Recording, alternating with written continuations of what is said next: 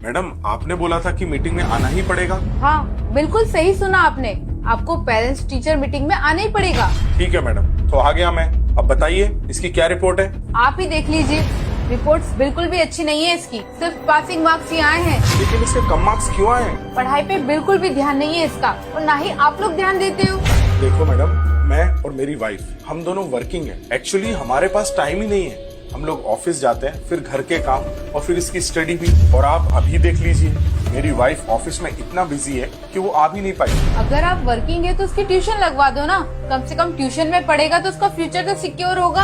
अच्छा बेटा, आप बाहर जाकर बैठो, मैं आता हूँ। मैडम आप एक बात बताओ, अगर इसको हमें ही पढ़ाना था, ट्यूशन वालों से ही पढ़वाना था, तो फिर हमने इस स्कूल में एडमिशन ही क्यों दिलाया? आपके बोलने का मतलब क्या है? मतलब ये मैडम कि मेरा बेटा सुबह 9 बजे से लेके दोपहर के 3 बजे तक 6 घंटे आप लोग के साथ में रहता है। जब 6 घंटे में आप लोग ही नहीं पढ़ा पाए, तो मैं 1 घंटे पढ़ा के या कहीं कोचिंग पे 1 घंटा पढ़ के क्या ही कर लेगा वो? देखिए मेरा मतलब वो नहीं था।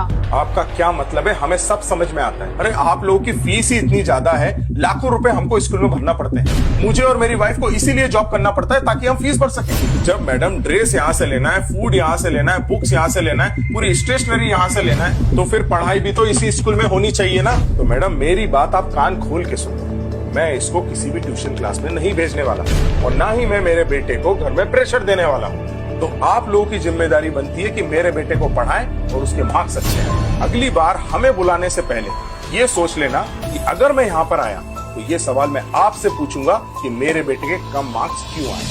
सो madam, I hope you understand my point. This line is not for only my son, this is for all the students. Thank you. दोस्तों एक बात तो बिल्कुल सही है, आजकल के स्कूल्स का ध्यान फीस लेने में है, ना कि बच्चों को पढ़ाने में। अगर मेरी बात सही लगी है ना दोस्तों, तो कमेंट जरूर करिए और शेयर जरूर करिए।